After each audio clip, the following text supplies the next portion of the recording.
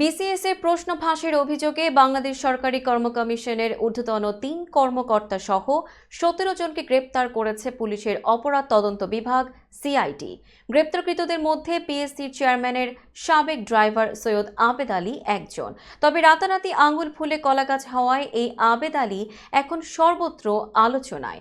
গণমাধ্যমের সঙ্গে এক সাক্ষাৎকারে আবেদ আলীর কাছে জিজ্ঞাসা করা হয়, প্রশ্ন ফাঁসে কত টাকা ইনকাম করেছেন।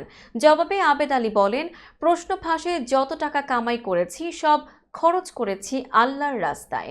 জানা যায়, কদিন আগেও গ্রাম থেকে পাড়া মহল্লা সবখানি বিচরণ ছিল সৈয়দ আবেদ আলীর। মাদারীপুরের ডাসার উপজেলা পরিষদ নির্বাচনকে সামনে রেখে চষে বেরিয়েছেন সর্বত্র।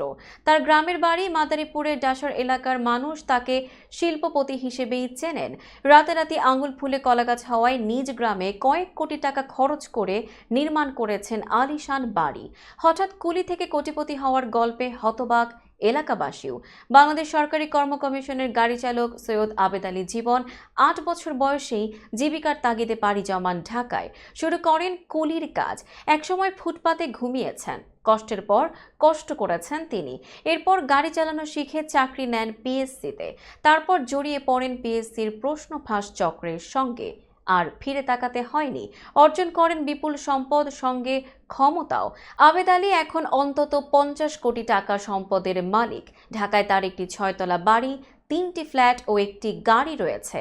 গ্রামের বাড়িতে রয়েছে ডুপ্লেক্স ভবন। চেয়েছিলেন মাদারীপুরে ডাসার উপজেলা পরিষদের চেয়ারম্যান হতে। আবেদ আলী একজন ড্রাইভার হলেও তার কোটি কোটি টাকার সম্পদের তথ্য সামনে এসেছে। প্রশ্ন ফাঁসের সঙ্গে জড়িত থাকার তথ্য সামনে আসার পরই সোশ্যাল মিডিয়ায় তার বিপুল সম্পদের তথ্য তুলে ধরছেন নেটিজেনরা।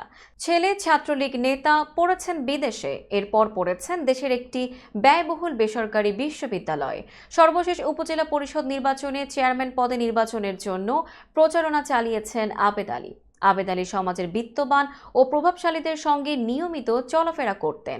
প্রশাসনের কর্তা ব্যক্তিদের সঙ্গেও উঠবস করতেন তিনি।